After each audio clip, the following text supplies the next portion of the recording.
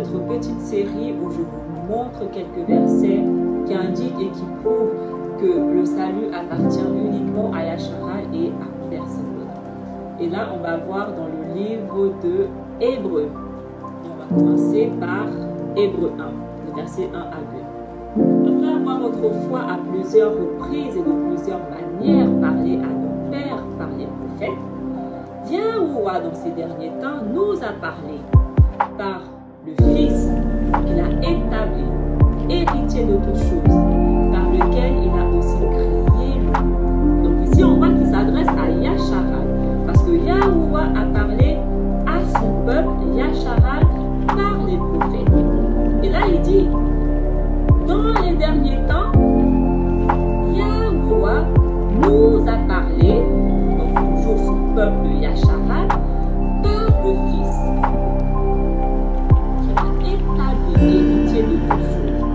Donc on voit que Yahusha est venu pour Yahshua, parce que c'est par Yahusha que Yahuwah parle à son peuple. Il ne parle pas à tout le monde, il parle à son peuple, Yahshua. Donc il dit que Yahuwah a créé le monde par Yahusha. Là, ça montre encore, ça prouve encore. Bon, à ce stade, on n'est plus à débattre sur ça, mais ça montre encore que le Fils n'est pas le Père comme les chrétiens racontent. Le verset 10 à 18. Il convenait en effet que celui pour qui et par qui sont toutes choses et qui voulait conduire à la gloire beaucoup de fils, éleva à la perfection par les souffrances le prince de leur salut. Il est le prince de Yahshua. Un prince, c'est un chef. D'accord? Il a été établi chef sur Yahshua. Il est le prince de leur salut, du salut de Yahshua. Parce que ici, il parle de Yahshua. Donc, il dit clairement que le Mashiach, Yahusha, est le prince du salut de Yahshua. Car celui qui purifie et ceux qui sont purifiés sont tous issus d'un seul. Celui qui purifie et ceux qui sont purifiés sont tous issus d'un seul. Qui est celui qui purifie? On parle ici de Yahusha. Donc Yahusha qui purifie et ceux qui sont purifiés par Yahusha sont tous issus d'un seul. Ils sont tous issus de Yahshua. Ah, exactement ce qu'il dit ici. Donc il nous dit encore très clairement que ceux qui sont purifiés sont Yahshua.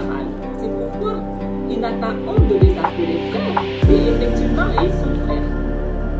Ils sont tous les fils de Yahuwah. Parce qu'il dit, j'annoncerai ton nom à mes frères. J'annoncerai ton nom à mes frères.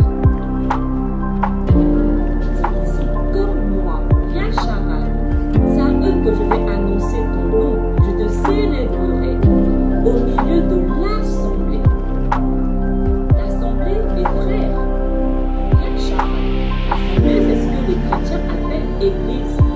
Lorsque vous lisez votre Bible et que vous voyez que c'est écrit église, ça signifie l'assemblée.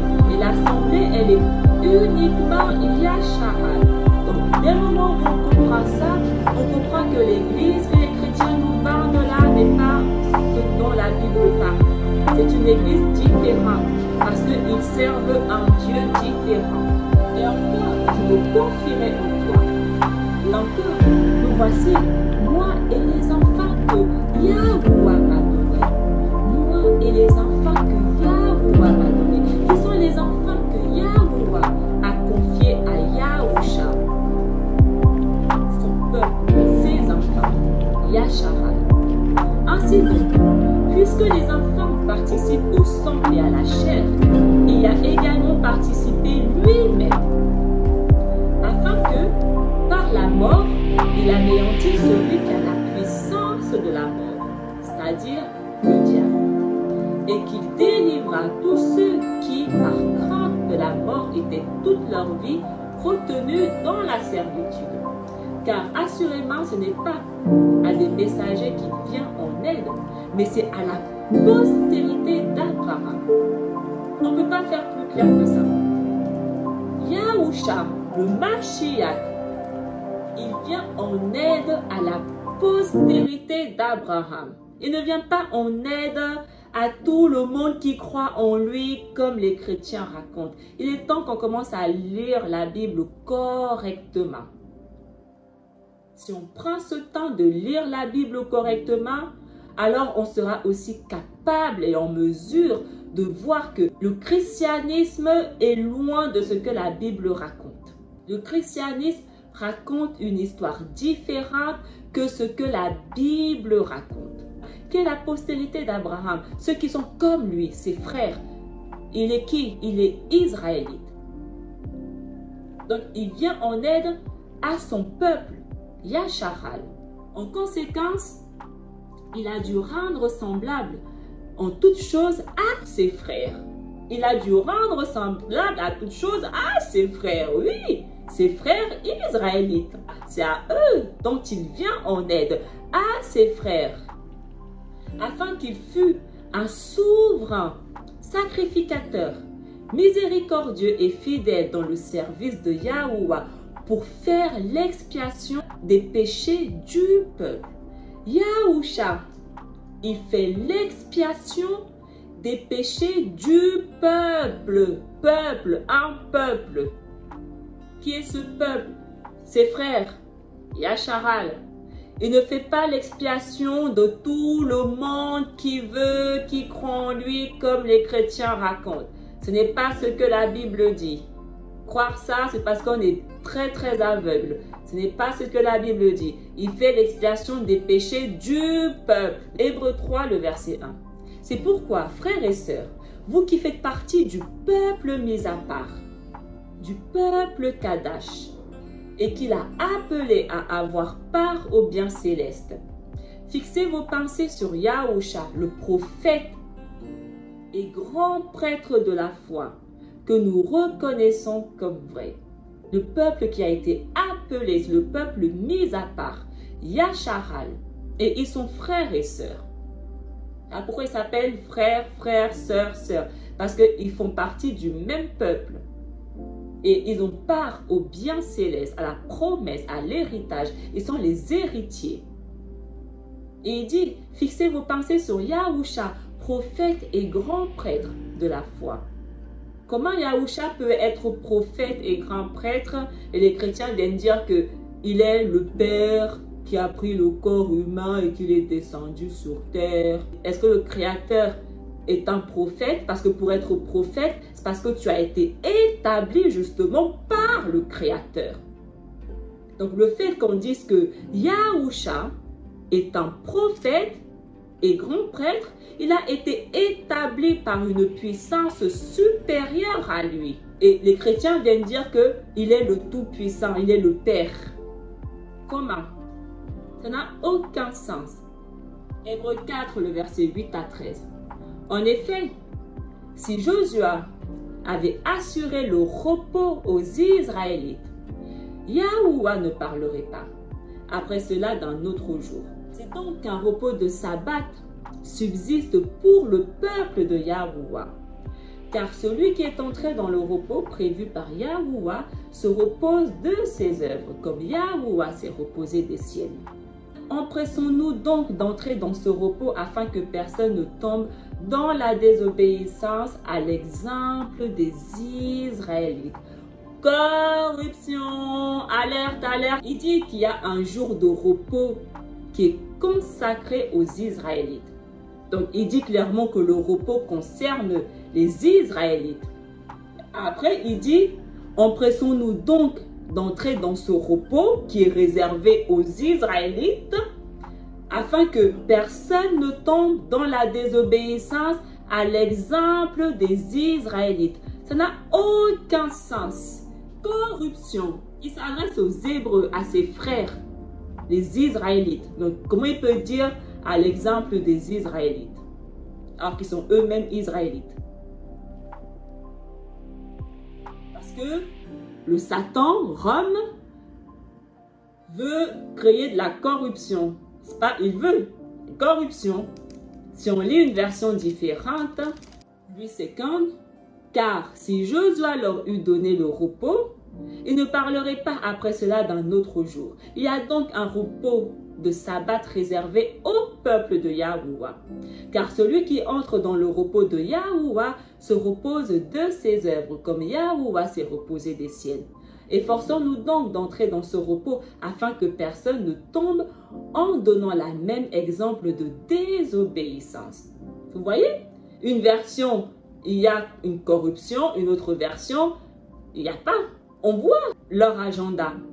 Donc vous devez vraiment faire attention à la version de la Bible que vous lisez et être capable de pouvoir détecter les corruptions. Vous devez vraiment faire attention lorsque vous lisez la Nouvelle Alliance, d'accord? Parce que c'est rempli de tentatives de corruption, de manière à ce qu'on fasse croire aux gens, donc les chrétiens, que ça ne parle pas que de Yasharal, mais de tout le monde, juste parce que les gens ne comprennent pas, ils savent très bien que les gens ne lisent pas, qu'ils ne peuvent pas comprendre parce qu'ils ne font pas partie de Yasharal. Donc, ils profitent de l'ignorance des gens pour les tromper. Donc, faites vraiment attention. Si on lit Ézéchiel 20, le verset 19 à 20. Je suis Yahuwah, votre Alouah. Suivez mes préceptes, observez mes ordonnances et mettez-les en pratique. Purifiez mes sabbats et qu'il soit entre moi et vous un signe auquel on connaisse que je suis Yahuwah, votre Alaïm. Les sabbats représentent un signe entre le peuple de Yahuwah et Yahuwah. Les sabbats ne concernent que Yasharal. Donc, en tant que Yasharal, empressons-nous d'entrer dans le repos de Yahuwah, parce qu'il n'y a que Yasharal qui a le repos, qui aura le repos éternel. Et le sabbat est un jour de repos. Donc Yahuwah donne le repos uniquement à son peuple, Yasharal. Hébreux 6, le verset 17 à 20. C'est pourquoi Yahuwah vous l'a montré avec plus d'évidence aux héritiers de la promesse. L'immutabilité de sa résolution intervint par un serment, qui sont les héritiers de la promesse, Yasharal, afin que par deux choses immuables dans lesquelles il est impossible que Yahuwah mente, nous trouvions un puissant encouragement, nous dont le seul refuge a été de saisir l'espérance qui nous était proposée. Cette espérance, nous la possédons comme une encre de l'âme, sûre et solide. Elle pénètre au-delà du voile, là où Yahusha est entré pour nous, comme précurseur, ayant été souverain sacrificateur pour toujours, selon l'ordre de Melchisédek. Yahusha est entré pour nous, pour Yasharal, les héritiers de la promesse, nous, Yasharal, selon l'ordre de Melchisédek. Les gens ne connaissent pas Melchisédek parce que la Bible, les Romains, avec leurs 666 livres là qu'ils nous ont donnés, qu'ils ont composés, ils ne parlent pas de Melchisédek.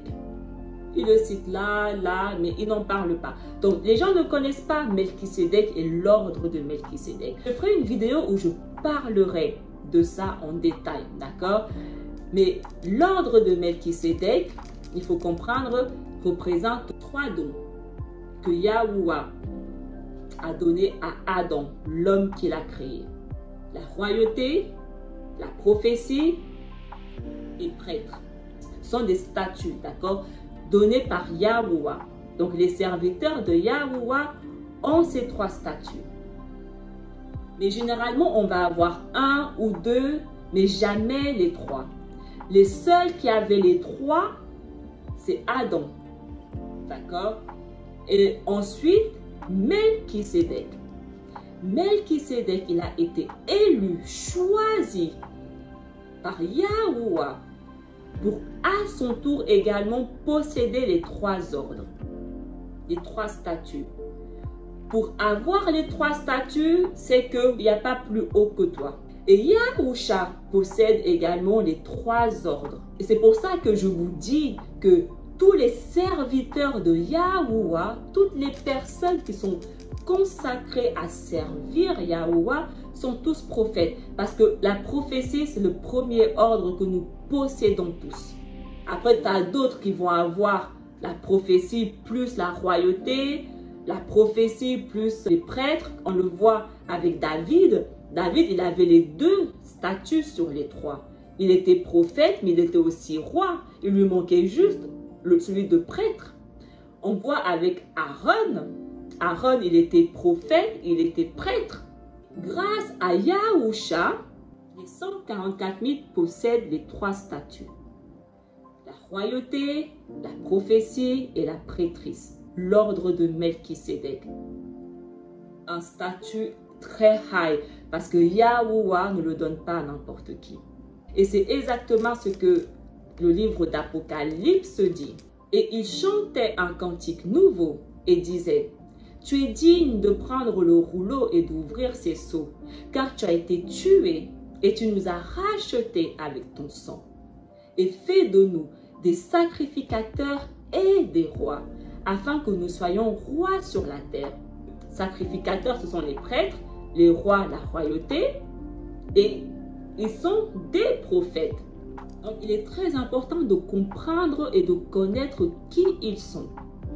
Et les chrétiens ne veulent pas que vous sachiez qui ils sont, parce qu'eux-mêmes ne savent même pas qui ils sont. Hébreux 8, le verset 6 à 13. Mais maintenant, il a obtenu un ministère d'autant supérieur qu'il est le médiateur d'une alliance plus excellente, qui a été établie sur de meilleures promesses. En effet, si la première alliance avait été sans défaut, il n'aurait pas été question de la remplacer par une seconde. Car c'est avec l'expression d'un blâme que Yahuwah dit à Yasharal: voici les jours viennent, dit Yahuwah, où je ferai avec la maison de Yasharal et la maison de Yahuda une alliance nouvelle. La seule raison pour laquelle le Nouveau Testament existe, c'est parce que la première alliance a eu un défaut. Donc il fallait que Yahuwah répare ce défaut. Et il dit: voici les jours viennent où je ferai avec la maison de Yasharal et la maison de Yahuda une alliance nouvelle. Donc on voit avec qui il fera cette alliance. Il ne dit pas qu'il fera la nouvelle alliance avec tout le monde comme les chrétiens racontent. Il dit que la nouvelle alliance, je vais la faire avec la maison de Yahuda et avec la maison de Yasharal. C'est très clair. C'est très clair. Il dit: le Nouveau Testament, je le ferai avec la maison de Yahuda et la maison de Yasharal. Donc, dès le moment où le Nouveau Testament concerne la maison de Yahuda et la maison de Yasharal, pourquoi les chrétiens viennent nous raconter des histoires différentes qui font mal à la tête? Pourquoi? Donc, comme l'alliance que je traitais avec leur père le jour où je les saisis par la main pour les faire sortir du pays de Misraïm, car ils n'ont pas persévéré dans mon alliance. Et moi aussi, je ne me suis pas soucié d'eux, dit Yahuwah. Mais voici l'alliance que je ferai avec la maison de Yasharal. Il est important que vous ne preniez pas la parole de Yahuwah à la légèreté. Les chrétiens prennent sa parole à la légèreté. Il dit avec qui il va faire la nouvelle alliance. Il le dit.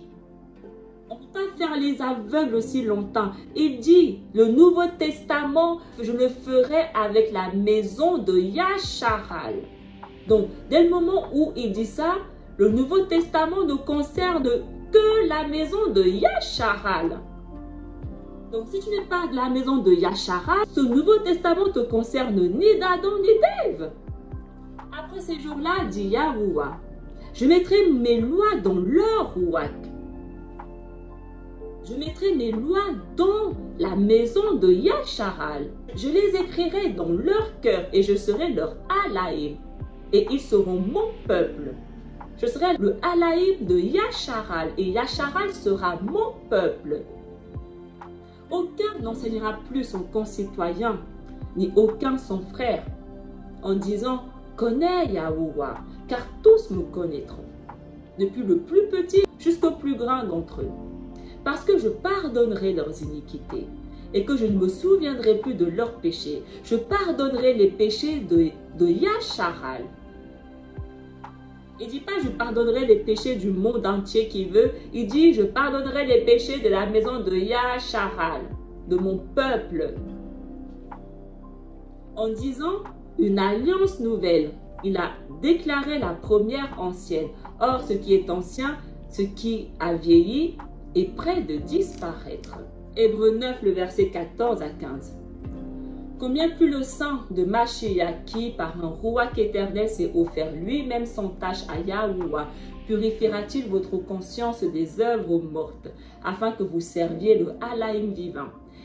Et c'est pour cela qu'il est le médiateur d'une nouvelle alliance, afin que la mort étant intervenue pour le rachat des transgressions commises sous la première alliance, ceux qui ont été appelés reçoivent l'héritage éternel qui leur a été promis. La Bible dit que le Mashiach est un médiateur. Il est le médiateur de la nouvelle alliance. On est médiateur entre deux parties. Donc, s'il est le médiateur entre deux parties, comment les chrétiens peuvent dire qu'il est le Tout-Puissant? Parce que dans ces cas, qui sont les deux parties dont il est le médiateur? S'il est le Tout-Puissant, comme les chrétiens racontent, qui sont les deux parties dont il est le médiateur? Il est le médiateur entre ceux qui ont été appelés à recevoir l'héritage éternel qui leur a été promis. Qui sont ces personnes? Yashahal et Yahuwah, celui qui rachète les transgressions commises sous la première alliance. Donc, il est le médiateur entre Yashahal et Yahuwah. Il n'est pas le médiateur entre le monde entier, comme les chrétiens racontent. Ce n'est pas la vérité. Hébreux 10, verset 4 à 7. Car il est impossible que le sang des taureaux et des boucs ôte les péchés. C'est pourquoi Mashiach entra dans le monde, dit: tu n'as voulu ni sacrifice, ni offrande, mais tu m'as formé encore. Là, on voit un magnifique exemple où le monde est utilisé pour parler de Yashahal. Donc, en entrant dans le monde, il a dit: tu n'as voulu ni sacrifice, ni offrande, mais tu m'as formé encore. Tu n'as agréé ni holocauste, ni sacrifice pour le péché. Alors j'ai dit: voici, je viens. Dans le rouleau du livre, il est question de moi. Donc, pour faire, ô Yahuwah, ta volonté. Comment, s'il était le Tout-Puissant, il pourrait dire: tu m'as formé encore et tu m'as envoyé dans le monde pour que je fasse ta volonté? Pourquoi le Tout-Puissant parlerait comme ça? Personne n'a créé le Tout-Puissant. Il est self-éternel. Il a été créé par aucune main. Qui lui a formé encore s'il est lui-même le Tout-Puissant? S'il est lui-même le Créateur qui a pris un corps? Qui lui a formé encore? Il n'est pas le Tout-Puissant comme les chrétiens racontent. Il est temps de se détacher de ce mensonge du christianisme. Il est temps de réellement renaître. Hébreux 10, le verset 10.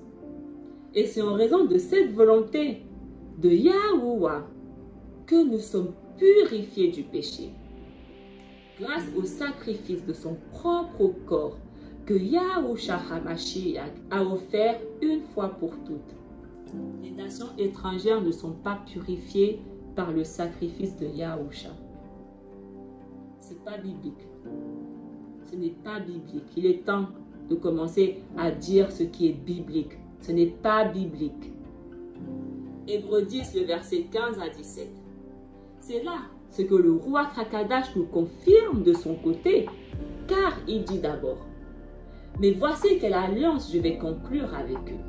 Après ces jours-là, dit Yahuwah, je placerai mes lois sur leur cœur et je les graverai dans leurs pensées.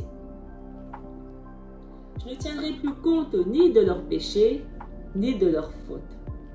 Et il dit que le roi Hakadash le confirme, parce que il a accompli cette parole en plaçant son roi en eux. C'est parce que j'ai le roi de Yahuwah en moi qu'il a placé que effectivement je peux confirmer que sa parole est vivante. C'est pour ça que nous sommes les témoins. Nous témoignons que sa parole est vivante. Si on n'a pas le roi Hakadash, on ne peut rien témoigner parce qu'on ne peut pas comprendre la parole. On ne peut pas le voir, on est aveugle et sourd. Hébreux 11, le verset 8 à 9. C'est par la foi qu'Abraham lors de sa vocation, Obéi est parti pour un lieu qu'il devait recevoir en héritage et qu'il partit sans savoir où il allait. C'est par la foi qu'il vint s'établir dans la terre promise comme dans une terre étrangère, habitant sous des tentes, ainsi qu'Isaac et Jacob, les co-héritiers de la même promesse. Donc pour avoir part à la promesse, tu dois être issu d'Abraham, d'Isaac et de Jacob. Si on lit plus bas, le verset 11 à 12 du même chapitre, c'est par la foi que Sarah elle-même, malgré son âge avancé, fut rendue capable d'avoir une postérité parce qu'elle crut à la fidélité de celui qui avait fait la promesse. C'est pourquoi d'un seul homme déjà usé de corps naquit une postérité nombreuse comme les étoiles du ciel, comme le sable qui est sur le bord de la mer et qu'on ne peut compter. C'est par la foi que Macha, devenu grand, refusa d'être appelé fils de la fille de Pharaon, aimant mieux être maltraité avec le peuple de Yahuwah que d'avoir pour un temps la jouissance du péché, que d'avoir pour un temps. Parce que toutes les personnes qui ne font pas partie du peuple de Yahuwah auront pour un temps. Leur temps est limité. Alors que si tu fais partie du peuple élu, le temps il est éternel. C'est par la foi qu'il fit la Pâque et l'aspersion du sang, afin que l'exterminateur ne touchât pas au premier-né des Israélites. Ecclésiaste 1:9. Ce qui a été, c'est ce qui sera. Et ce qui s'est fait, c'est ce qui se fera. Il n'y a rien de nouveau sous le soleil. De la même manière qu'ils ont fait la Pâque et l'aspersion du sang afin que l'exterminateur ne touche pas au premier-né des Israélites, Yahuwah a ramené ce qui a déjà été. Il a de nouveau refait la Pâque par son fils Yahusha qui représente la Pâque, afin que l'exterminateur ne touche pas aux Israélites. L'histoire se répète. Il n'y a rien de nouveau sous le soleil. Il est important de le comprendre. Seuls les Israélites seront préservés par l'exterminateur. Parce que la Pâque et l'aspersion du sang a été fait uniquement sur eux. Hébreux 12, le verset 22 à 24. Mais vous vous êtes approchés de la montagne de Sion, de la cité du Alaïm vivant, la Yarushalam céleste, des myriades qui forment le cœur des messagers, de l'assemblée des premiers-nés inscrits dans les cieux. L'assemblée des premiers-nés inscrits dans les cieux. L'assemblée, c'est ce que les chrétiens appellent église. L'église concerne les premiers-nés qui sont inscrits dans les cieux. Les premiers-nés, Yasharal. Yahuwah, il dit à Pharaon que Yasharal est mon premier-né. Il est mon fils. Donc l'assemblée, c'est l'assemblée des premiers-nés. L'assemblée de Yasharal, inscrit dans les cieux, du juge qui est le Alaïm de tous. Tous nous qui faisons partie de l'assemblée, des rois, des justes parvenus à la perfection, de Yahusha qui est le médiateur de la nouvelle alliance et du sang de l'aspersion qui parle mieux que celui d'Abel. Le salut, la vie éternelle est réservé et concerne uniquement Yasharal et personne d'autre.